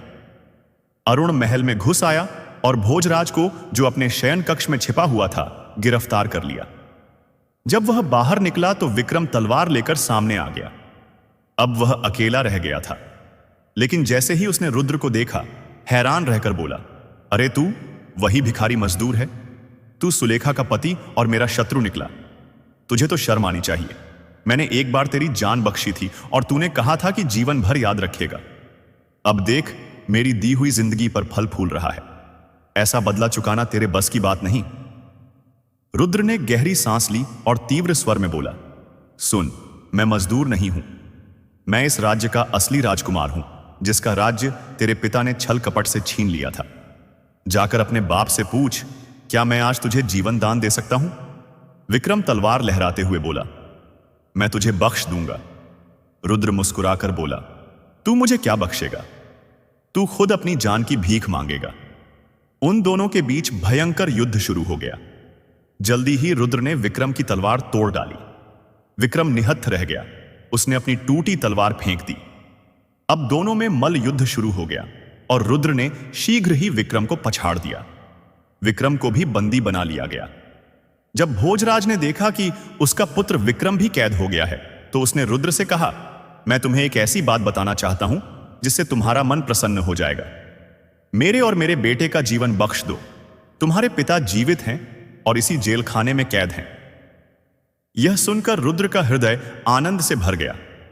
उसने कहा, अगर तू नहीं भी बताता तो भी मैं उन्हें ढूंढ ही लेता, क्योंकि मैं अब जेल के सभी बंदियों को रिहा करने जा रहा हूं, सिर्फ तुम दोनों को छोड़कर। तुम्हें तो तुम्हारी करनी का फल मिलेगा, आजीवन कैद। भोजराज और विक्रम अपने पापों का फल भोगने को छोड़ दिए गए। बाकी उनके परिवार और रानियों को रुद्र ने सम्मानपूर्वक रिहा करवा दिया। वे अपने सोमनगर लौट गए। जेल में पड़े महाराज सूर्य प्रताप को जैसे ही वसुंधरा ने देखा, वह उन्हें पहचान गई। राजा सूर्य प्रताप वसुंधरा और अरुण से मिलकर भावुक हो उठे। उनकी आंखों से खुशी के आंसू बहने लगे। उन्होंने सोचा था कि वे कभी अपनी पत्नी और बेटे से नहीं मिल पाएंगे, पर प्रभु की लीला देखिए, उनका बुरा समय समाप्त हो गया और सब फिर से मिल गए। अब राजकुमार अरुण का जीवन आनंद से भर गया। राजा सूर्य प्रताप ने फिर से अपने खोए हुए कंचनपुर राज्य पर शासन करना शुरू किया। लेकिन रुद्र के मन में अभी भी एक कोमल टीस थी, एक अधूरी कथा जो उसे भीतर से कचोट रही थी। यह कथा उसे अचानक तब सुनने को मिली जब उसकी सास रानी लेखमती अपनी बेटी सुलेखा से रोते हुए कह रही थी, बेटी, यह सब भाग्य का खेल है। आज जब विपत्ति के बादल हट गए और खुशियों की रोशनी हमारे जीवन में मुस्कुरा रही है, तो कितना आनंद लग रहा है। इतने समय से बिछड़े हुए लोग मिल गए। यह सब असंभव जैसा लगता था, पर प्रभु की कृपा से सब संभव हो गया। उनके खोए हुए राज्य के साथ साथ उनके पिता भी मिल गए, जिसकी कभी आशा नहीं थी। काश भगवान मुझ पर भी ऐसी ही दया कर देते, तो मेरी दुखियारी आत्मा को भी शांति मिलती। बेटी, मेरे मन को संतोष नहीं मिला। मैं अपने बेटे पराग के लिए हमेशा रोती रही हूं। काश मेरा बेटा भी मुझे मिल जाता तो कितना अच्छा होता। सुलेखा ने कोमल स्वर में कहा, मां, जो चीज होनी नहीं है उसके लिए रो रो कर अपने दिल को क्यों दुखी करती हो? अगर पिताजी ने यह सुना तो वे भी दुखी हो जाएंगे। क्या मुझे दुख नहीं होता? जब मैं अपने भाई को याद करती हूं तो मेरी आंखों से भी आंसू बह निकलते हैं। लेकिन इसके अलावा मैं कर ही क्या सकती हूं? अचानक वहां खड़े रुद्र ने यह सब सुन लिया। मां बेटी चुप हो गई, लेकिन अरुण के मन में उत्सुकता भर गई। उसने जिद करके जब पूछा तो रानी लेखमती ने धीमे स्वर में बताया कि राजकुमारी सुलेखा से 2 साल बड़ा उसका एक भाई था। राजकुमारी के पिता महाराज चित्रकेतु शिकार खेलने जाया करते थे। जब वे लौट कर आते तो अपने शिकार की विचित्र कहानियां सुनाते, जिन्हें पराग बड़े चाव से सुनता था। कभी कभी वह आग्रह करता कि वह भी उनके साथ चले, लेकिन महाराज कहते, तुम अभी छोटे हो बेटा, अभी नहीं। पर एक दिन उसने बहुत जिद की और आखिरकार महाराज को झुकना पड़ा। वह उनके साथ शिकार पर चला गया। जंगल में जगह जगह पशु पक्षी देखकर और पूरे जंगल में घूमकर वह अत्यंत आनंदित हुआ। इसके बाद जब भी पराग का मन करता, वह जिद करता और शिकार पर निकल जाता। एक दिन जब पड़ोसी राज्य के राजा ने तुम्हारे पिताजी को सहायता के लिए बुलाया, तो वे अपनी सेना लेकर निकल पड़े। उस समय तक पराग जवान हो चुका था। उसमें जोश था और वह अपनी जिद के आगे किसी की सुनता नहीं था। उसने अपने हम उम्र मंत्री के बेटे कृपाल को साथ लिया और शिकार के लिए जंगल में निकल गया। मैंने उसे बहुत समझाया, बहुत रोका, लेकिन वह नहीं माना। उस दिन के बाद वह वहां से गायब हो गया, फिर कभी वापस नहीं लौटा। कृपाल भी नहीं लौटा। हमने उन्हें बहुत खोजा। महाराज ने अपने सैनिकों और गुप्तचरों को लगाया, पर कहीं से कोई पता नहीं मिला। तब से महाराज भीतर ही भीतर दुखी रहते हैं। यह कथा सुनकर रुद्र का हृदय भारी हो गया। उसने सोचा, मेरा राज्य कंचनपुर है और इन्होंने मुझे सौंप दिया है, लेकिन यहां का असली हकदार तो पराग है। मैं इस राज्य का राजा कैसे रह सकता हूं? मुझे उसे खोज निकालना चाहिए ताकि मैं अपने माता पिता समान ससुर को उनका बेटा लौटा सकूं, जिससे उनके हृदय को शांति मिल सके और उनका असली उत्तराधिकारी भी मिल जाए। लेकिन रुद्र ने यह बात किसी से नहीं कही, ना ही कोई आश्वासन दिया। वह चुपचाप वहां से चला गया और अपने मन में एक नया संकल्प ले लिया, पराग को खोजने का। एक दिन रुद्र ने राजा चित्रकेतु से कहा, पिताजी, आपने तो यहां के जंगलों में बहुत बार शिकार किया है।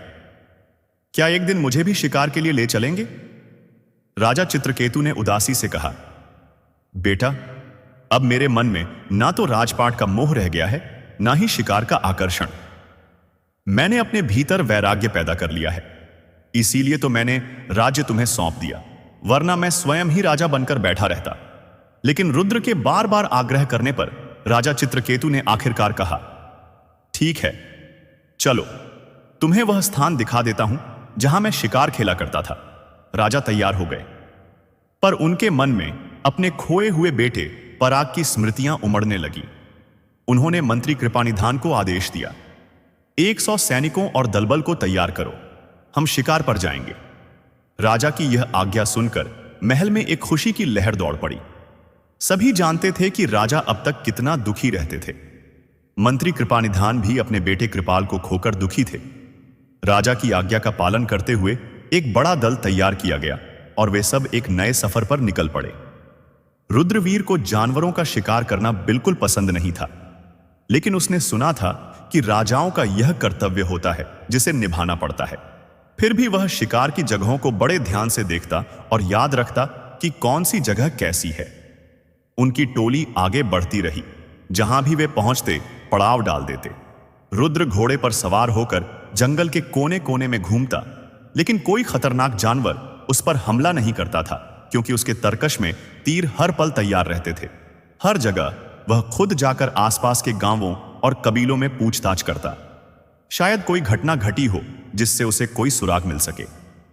आखिरकार उसने उत्तर दिशा में उस आखिरी जंगल का रुख किया जो नंदनवन के नाम से प्रसिद्ध था।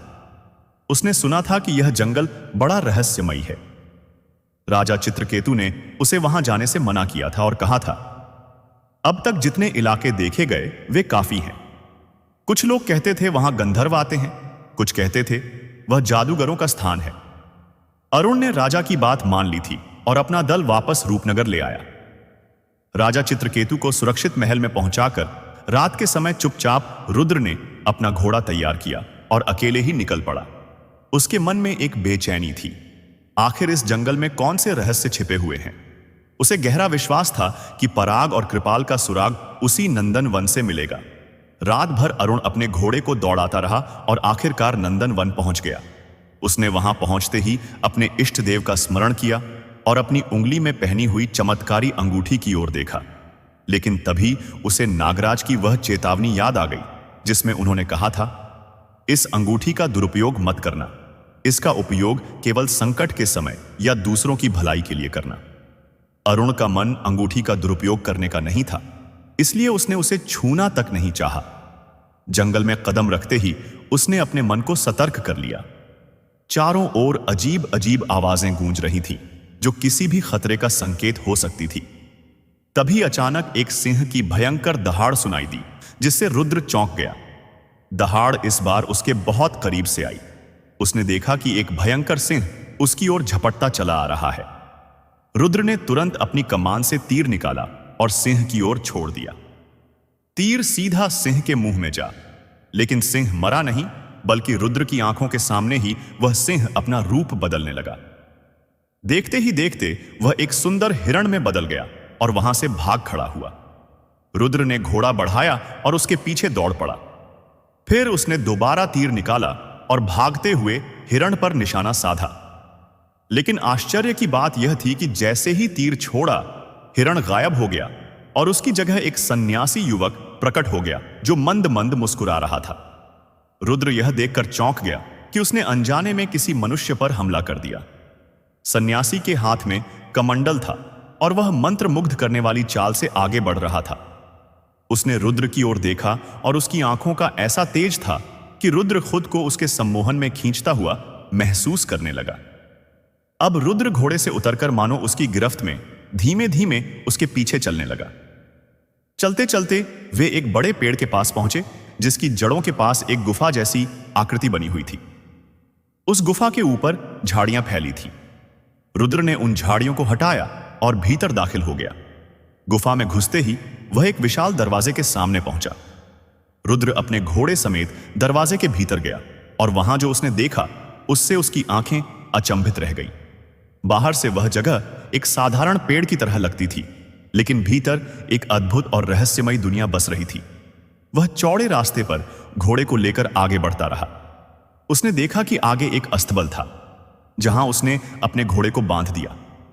फिर वह उस सन्यासी के पीछे पीछे चलने लगा, जैसे कोई सेवक अपने स्वामी का आदेश मानता है। आगे उसने देखा कि कई महल खड़े थे, जिनमें से एक बड़ा महल सबसे प्रमुख था। महल के द्वार पर संतरी तैनात थे। वे महल के भीतर चले गए और रुद्र भी उनके पीछे हो लिया। महल के अंदर एक विशाल कक्ष था जहां कई लोग पहले से बैठे थे। रुद्र को देखते ही वे सब लोग माथा पकड़ने लगे और अपनी छाती पीटने लगे, मानो कोई शोक मना रहे हों। तभी रुद्र ने देखा कि वह सन्यासी जिसे उसने पहले देखा था अब एक भयानक शक्ल वाले क्रूप और डरावने व्यक्ति में बदल चुका था। वह जोर जोर से हंसने लगा और बोला, आज तो बड़ा ही शुभ दिन है। तू मेरे जाल में फंस गया। तुझे पता नहीं तूने मेरा कितना बड़ा भला किया है। अब मेरे अधूरे काम को पूरा करने के लिए तू आ गया है। रुद्र ने साहस बटोर कर पूछा, कौन सा अधूरा काम? वह भयानक व्यक्ति बोला, मैं एक महायज्ञ कर रहा हूं जो तांत्रिक क्रिया का हिस्सा है। मेरा नाम कीचक है। मेरे पास कई प्रकार की शक्तियां हैं। मैं राजाओं को हराकर चक्रवर्ती सम्राट बनना चाहता हूं और सारे राजाओं को अपने वश में करना चाहता हूं। लेकिन इसमें सबसे बड़ी बाधा है गंधर्व नगर का राजा। वह हर बार मुझे परास्त कर देता है। रुद्र ने धीरे से पूछा, गंधर्व नगर के राजा से तुम्हारा क्या मतलब है? उस भयानक व्यक्ति ने उत्तर दिया, मतलब बहुत गहरा है। तुम्हें पता है तुम्हारी पत्नी असल में गंधर्व राज की पूर्व जन्म की बेटी थी, एक राजकुमारी। उसे श्रापवश एक जन्म के लिए मनुष्य का जीवन जीने का दंड मिला था। उसने अपने पिता की इच्छा के विरुद्ध एक गंधर्व से विवाह किया था और उसी के परिणाम स्वरूप उसे यह दंड भोगना पड़ा। और जानते हो उस गंधर्व का नया जन्म किस रूप में हुआ? वह तुम हो। अब जब तुम दोनों ने अपना दंड पूरा कर लिया है तो गंधर्व राज को तुम्हें स्वीकार करना ही पड़ेगा। इसलिए अब तुम और सुलेखा दोनों मेरे लिए सबसे बड़े शिकार हो गए हो। अब तुम मेरे कब्जे में हो और मैं तुम्हारे माध्यम से दो बड़े काम करूंगा। पहला, गंधर्व राज तुम्हें बचाने दौड़ता हुआ आएगा। दूसरा, मेरे 101 राजकुमारों की बलि पूरी हो जाएगी। वैसे तो मैंने 101 राजकुमारों की बलि पहले ही दे दी होती, लेकिन रूपनगर का राजकुमार पराग मुझे धोखा देकर भाग निकला। अरुण यह सुनकर अवाक रह गया। उसने पूछा, पराग ने तुम्हें कैसे धोखा दिया? वह व्यक्ति बोला, दिन के समय मेरी शक्तियां कमजोर हो जाती हैं। वह मेरी गतिविधियों पर नजर रख रहा था और उसने मेरे 2-4 मंत्र सीख लिए। वह बहुत चतुर निकला। उसने जाल तोड़ने का तरीका खोज निकाला, लेकिन वह अपने असली रूप में वापस नहीं लौट पाया। अरुण ने हैरान होकर कहा, क्या तुम सच कह रहे हो? वह व्यक्ति बोला, हां, मैं अपनी शक्ल बदलने में माहिर हूं ताकि पकड़ा ना जाऊं, और अगर कभी पकड़ भी लिया जाऊं तो फिर से अपना असली रूप धारण कर सकूं। मैंने यहां एक राजकुमारी को भी बंदी बनाकर रखा था जिसे मैं अपनी रानी बनाना चाहता था, लेकिन वह दुष्ट पराग उसे भी लेकर भाग गया। पर कोई बात नहीं, वह अब भी मेरी जादुई गिरफ्त में है। यहां चारों ओर मेरे जादू का ऐसा जाल फैला है जिसे तोड़कर कोई बाहर निकलने की कोशिश करेगा तो पछताएगा। आज रात मेरा महायज्ञ पूरा हो जाएगा। उसके बाद कीचक जोर जोर से हंसता हुआ अहंकार में डूबकर बाहर चला गया। उसने चारों ओर नजर दौड़ाई।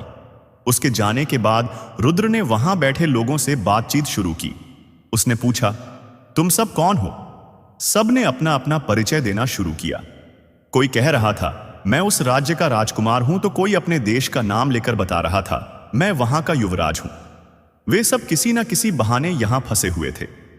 कोई इस चालबाज हिरण के पीछे आया था, कोई उसकी मायावी छाया में बहक गया था। कपाल एक तरह तरह के रूप बदलकर लोगों को सुंदर वन में फंसा ले आता था। रुद्र ने पूछा, यहां कौन पराग को जानता है? तभी उनमें से एक युवक कृपाल आगे बढ़ा और बोला, मैं पराग के साथ ही आया था। हम इस दुष्ट के जाल में फंस गए थे। अगर इससे बचने का कोई उपाय नहीं निकला तो यह हमें आज ही बलि चढ़ा देगा। कृपाल के चेहरे पर डर साफ झलक रहा था। सबके चेहरों पर भय की छाया थी। यह उनकी आखिरी रात मानी जा रही थी। अभी तक तो उन्हें एक आशा थी, क्योंकि 101 राजकुमारों की संख्या पूरी नहीं हुई थी, लेकिन रुद्र के आने से अब वह संख्या पूरी हो गई थी। कीचक ने रुद्र को धीरे से बताया, एक दिन मैं सोने का नाटक कर रहा था। मैं कीचक की दिन की शक्तियों को देखना चाहता था। तभी मैंने देखा एक व्यक्ति बाहर निकला और वह चिड़िया बन गया, लेकिन फिर कीचक उसे पकड़कर वापस ले आया। चिड़िया बनने के बाद उसे अपनी सुध तक नहीं रही थी। कीचक ने उस पर जल छिड़का और उसे फिर से उसके असली रूप में बदल दिया। लेकिन एक कठिनाई थी। अगर कोई यहां से बाहर निकले और उसका भेष बदल जाए तो यह जल भी उसे वापस नहीं ला सकता। यह जल तभी काम करेगा जब कीचक मारा जाएगा। अब उनके पास बहुत कम समय रह गया था और सब लोग गहन विचार करने लगे। उनके मन में कई योजनाएं आ रही थी, पर कोई भी योजना इतनी ताकतवर नहीं लग रही थी कि कीचक को हराया जा सके।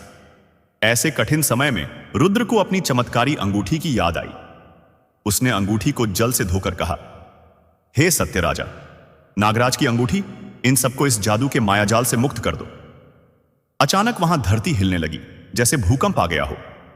जादू के घेरे को तोड़ने की भरपूर कोशिश हुई, पर अंगूठी असफल रही। इसका मतलब था कि अंगूठी कीचक के काले जादू के सामने कमजोर पड़ गई थी। दूसरी ओर नागलोक में नागराज अपने महल में बैठे थे। उन्हें सूचना दी गई, हे नागराज, आपकी दी हुई अंगूठी का जादू पहली बार असफल हो गया है। जिसे आपने यह अंगूठी दी थी उसे आपकी सहायता की सख्त जरूरत है। यह सुनते ही नागराज तुरंत खड़े हो गए और गरज कर बोले, किसकी हिम्मत हुई मेरे आदेश की अवहेलना करने की। उन्होंने अपने पुत्र नागेश और वीर योद्धाओं को युद्ध का आदेश दिया। अंगूठी के संकेत पर वे सभी जादुई नगरी में तेजी से पहुंचे और चारों ओर से घेरा डाल दिया। अब अंगूठी फिर से नागराज के पास आ गई थी और महल के बाहर वह अपनी पूरी शक्ति से काम करने लगी। तभी कीचक अपनी आवश्यक सामग्री लेकर वहां पहुंचा। उसने नागराज को देखा और व्यंग से हंसते हुए बोला, तेरे आने से तो मेरी विजय पक्की हो गई। देखना, तुझे मदद करना तो दूर, खुद को बचाना भी मुश्किल हो जाएगा। इसके बाद नागराज और कीचक के बीच भीषण युद्ध छिड़ गया। नागराज ने अपनी आग बरसाने वाली सांस छोड़ी, जिससे चारों ओर अग्नि की लपटें फैल गईं और कीचक के जादू को जलाने लगी। कीचक ने अपनी मायावी शक्तियों से पानी की बौछार छोड़ी, जिससे आग बुझने लगी। नागराज ने गुस्से में आकर एक और भयंकर वार किया, जिससे सैकड़ों जहरीले बगुले हवा में उड़ने लगे और कीचक की जादुई तरंगों को काटने लगे। यह देख कीचक क्रोध से कांप उठा। उसने अपनी शक्तियों से सशस्त्र सैनिकों की विशाल सेना तैयार कर दी, जो भयानक हथियारों से लैस थी। नागराज, नागेश और उनके वीर सैनिकों ने अपनी सारी ताकत इकट्ठा की और जहरीला लाल जहर बगुलों के माध्यम से हवा में छोड़ दिया। वह बगुले हवा में उड़ते हुए कीचक की सेना पर टूट पड़े और पलक झपकते ही सारे सैनिक जहर की चपेट में आकर गिर पड़े। खुद कीचक भी इस जहर के असर से बेहोश होने लगा। उसने अपनी संजीवनी शक्ति का उपयोग किया, जिससे उसकी शक्तियां दोगुनी हो जाती थीं। लेकिन इस बार संजीवनी शक्ति का असर नहीं हुआ और उसकी जीवन शक्ति तेजी से क्षीण होती गई। वह महसूस कर रहा था कि अब वह एक साधारण मानव की तरह कमजोर हो गया है। जैसे ही कीचक की ताकत कम होने लगी, नागराज ने सबको बाहर निकलने का आदेश दिया। सभी राजकुमार तेजी से बाहर दौड़े, लेकिन बाहर निकलते ही वे सब हिरण में बदल गए। कीचक का जादू अब भी टूटा नहीं था और नागराज को इसकी जानकारी नहीं थी। रुद्र को इस बात का पहले से अंदेशा था, लेकिन उसकी चेतावनी को किसी ने नहीं सुना, क्योंकि सब अपनी जान बचाने में व्यस्त थे। अब रुद्र हताश हो गया। उसे लगा उसकी सारी मेहनत व्यर्थ हो गई। बाहर आए राजकुमारों को उनके असली रूप में लाना अब बहुत मुश्किल लग रहा था। रुद्रावीर के दरवाजे पर दौड़ता हुआ पहुंचा और जोर से चिल्लाया, कोई भी जंगल में मत बिखरो, सभी लोग इकट्ठे रहो, मैं कुछ करता हूं। नागराज और कीचक ने भी उसकी आवाज सुनी, लेकिन कीचक अब दो तरफ से कमजोर हो चुका था। अगर वह इन हिरणों को पकड़ने की कोशिश करता तो नागराज उस पर भारी पड़ता। नागराज ने भी रुद्र की चेतावनी सुनी और हिरणों से कहा, तुम सभी एक जगह इकट्ठे रहो, तुम्हें तुम्हारे असली रूप में वापस लाने का पूरा प्रयास किया जाएगा। हालांकि अब वे राजकुमार हिरण बन चुके थे, लेकिन वे कीचक की बात समझ सकते थे और सब एक जगह खड़े होकर कीचक की ओर देखने लगे। कीचक और सब ने मिलकर सलाह की और तय किया कि वे युद्ध स्थल से दूर किसी सुरक्षित जगह छिप जाएंगे।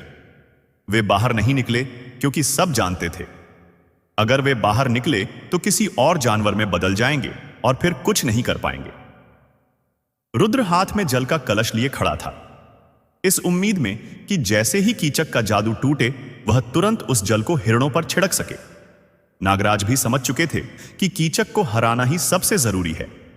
नागराज ने देखा कि कीचक मरते मरते भी अपनी संजीवनी शक्ति से जीवित हो रहा है। तब नागराज ने अपनी योग्य शक्ति का उपयोग किया।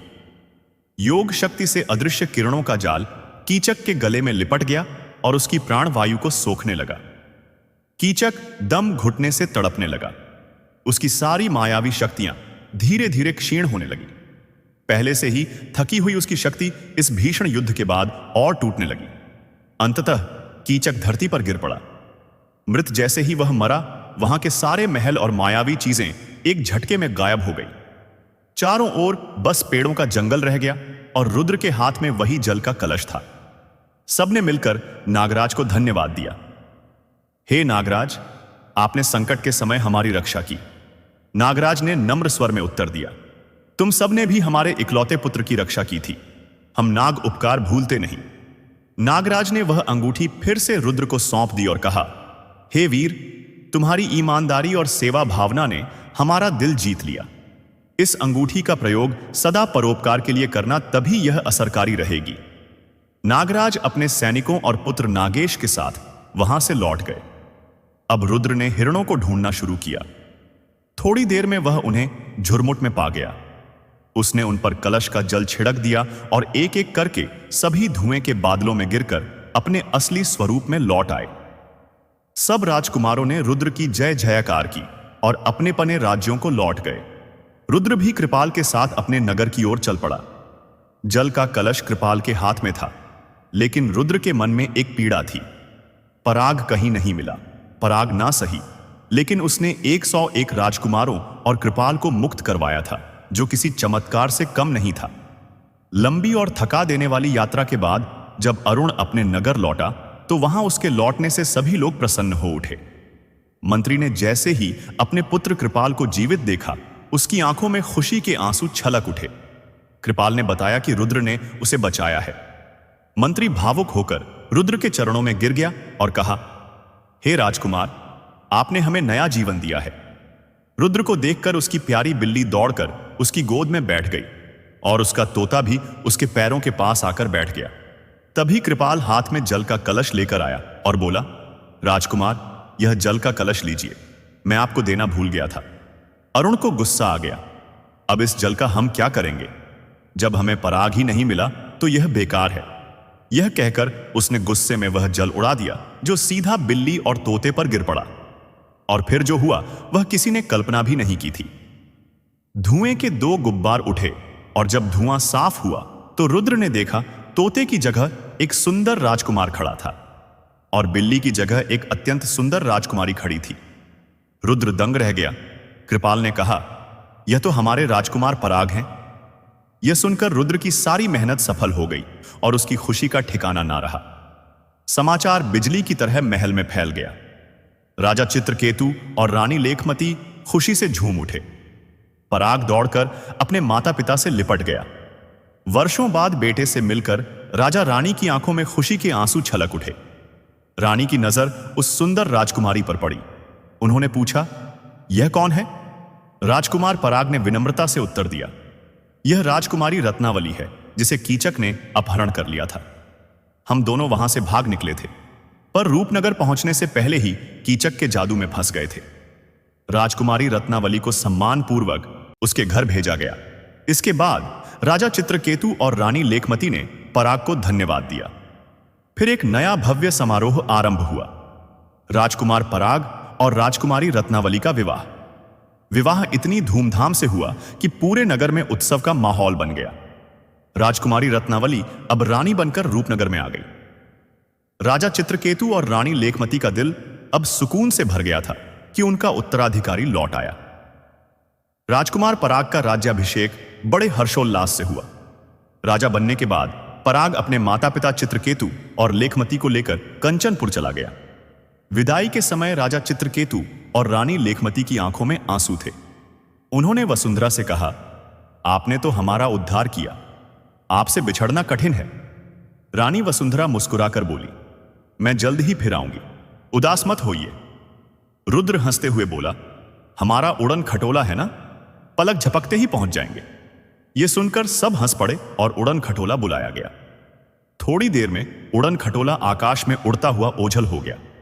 राजा चित्रकेतु, रानी लेखमती, राजकुमार पराग और रानी रत्नावली सब अपने महल में लौट आए। अब उनके दुखों के दिन बीत चुके थे और उनके जीवन में सुख शांति का सूरज चमक रहा था। दोस्तों, यह कथा अभी यहीं खत्म नहीं होती। अभी हम यह भी जानेंगे कि नवरात्रि आने से पहले यह 3 दिन घर से जरूर निकाल देना। दोस्तों, नवरात्रि का पावन समय आ रहा है। यह 9 दिनों का ऐसा अवसर है जब माता की कृपा सबसे अधिक नजदीक आती है। इस समय घर का वातावरण जितना पवित्र और शुद्ध होगा, उतना अधिक मां की प्रसन्नता और आशीर्वाद मिलता है। इसलिए नवरात्रि आने से पहले घर में कुछ ऐसी चीजें हैं जिन्हें हम जितनी जल्दी हटा दें उतना ही बेहतर होगा, ना सिर्फ शाब्दिक रूप से बल्कि अर्थ में भी। आज हम विनम्रता से सरल भाषा में उन 3 जरूरी चीजों के बारे में बात करेंगे जिन्हें नवरात्रि से पहले घर से निकाल देना चाहिए, और क्यों यह कोई कठोर नियम नहीं, परंपरा और अनुभव से जुड़ी सावधानियां हैं जो घर में सकारात्मक ऊर्जा बनाए रखती हैं और भक्ति को गहरा करती हैं। ओम। सबसे पहली बात यह समझिए कि नवरात्रि केवल वेशभूषा या त्योहार नहीं है, यह मन, विचार और कर्म का भी त्याग होता है। इसलिए घर से पहले निकालने वाली चीज है नकारात्मकता और पुरानी तकरारों की यादें। पुराने झगड़े, अनसुलझे मतभेद, गुस्से के वही शब्द जो अभी भी दिल में जल रहे हैं, इन सबको भी हम किसी न किसी रूप में घर के कोनों में रखते हैं। यह कोई वस्तु नहीं है, पर असर बहुत बड़ा होता है। इसलिए नवरात्रि से पहले समय निकालकर घर वालों के साथ बैठिए, खुलकर बातें कीजिए। जो तकरार अधूरी रह गई उसे सुलझाने की कोशिश कीजिए, जिससे मन हल्का हो जाए। पुराने चिट्ठे, कड़वे नोट्स, उन चीजों की यादें जो दिल में जलन बनकर बैठी हैं, उन्हें जला देने जैसा प्रतीकात्मक कदम भी लें या किसी सुरक्षित तरीके से नष्ट कर दें। घर के कोने में रखी हुई वह पुरानी तस्वीर जो टकराव की याद दिलाती है, यदि उसे हटाकर किसी नए पारिवारिक फ्रेम से बदल देंगे तो घर में सुकून आएगा। जब मन साफ रहेगा तो देवी की भक्ति भी निर्बाध होगी। यह बात हम अनुभव से बताते हैं। मन का बोझ हटाना सबसे बड़ा पवित्र काम है। दूसरी जरूरी चीज जो घर से निकालनी चाहिए वह है अशुद्ध या टूटी फूटी पूजा वस्तुएं और अधूरी सामग्री। कई बार हम पुराने टूटे बर्तन, फटे कपड़े, टूटे दीपक, चिपके हुए फूलों के सूखे गुच्छे, आधे बचे प्रसाद के पैकेट घर के अलमारी में रख देते हैं। इन्हें नवरात्रि से पहले बाहर निकाल दें या दान कर दें। अगर पूजा स्थान में फटी हुई चादर या गंदी थाली रखी रहेगी तो उसके पास बैठकर भक्ति करना ठीक नहीं लगता। खासकर पूजा स्थल में पुराने, टूटे या अस्वच्छ वस्तु रखना वर्जित माना जाता है। नवरात्रि के दौरान मां के समक्ष केवल स्वच्छ, सुंदर और समर्पित चीजें रखें। अगर किसी प्रतिमा या फोटो की स्थिति बदलने की जरूरत है तो उसे ठीक करवाना या नया रखना चाहिए। टूटे फटे दीपक, टूटी मालाएं, टूटे लालटेने, इन्हें त्याग कर नए स्वच्छ स्थान पर मां का चिन्ह सजाइए। इससे घर की ऊर्जा बदलती है और भक्त का मन स्वच्छता की ओर झुकता है। साथ ही यह भी ध्यान रखें कि यदि किसी चीज का उपयोग अब नहीं होता तो उसे ठीक से नष्ट कर दें। किसी उपयोगी संस्था या मंदिर को दान कर देना सबसे अच्छा है। यह केवल साज सज्जा का मामला नहीं है, यह सम्मान का मामला है। मां के लिए हम साफ और सम्मानजनक व्यवस्था रखें। तीसरी और बहुत महत्वपूर्ण चीज है नशे और असत कार्य पदार्थ। शराब, मांस, नशीले पदार्थ और कोई भी ऐसी सामग्री जो घर में अशांति या अनिष्ट लाती है, उसे नवरात्रि से पहले पूरी तरह से हटाना चाहिए। कई घरों में त्योहार के दौरान भी कुछ लोग इन चीजों को छुपा कर रखते हैं, परंतु नवरात्रि का समय ब्रह्मचर्य, संयम और शुद्धता का है।